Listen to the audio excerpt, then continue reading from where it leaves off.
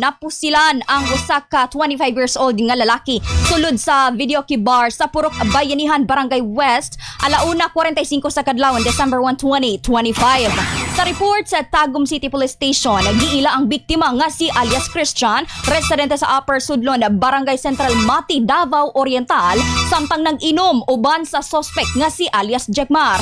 Dugang pa, subay sa saysay sa kapulisan nga si alias Cherry, usa ka waitress nga nagsugod ang tensyon sa duha, human masuko ang suspect tungod sa giilog nga kantang gipili niini sa karaoke.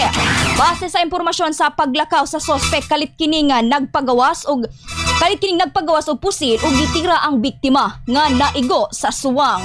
Gani gidala-gilayon sa Davao Regional Medical Center ang biktima alang sa pagpaalim ug dalisab matud pa nga miikyas sa wala matinong direksyon ang maong suspect, samtang usa ka live ammunition sa caliber 45 ang narecover sa kapulisan sa crime scene. Ug sa karon gipalaw man na sa kapulisan ang gilungsad nga investigasyon alang sa pagsusi sa ubang anggulo ug alang sa paspas nga pagkasikop sa suspetsado kinsa magatubang og kasong frustrated murder.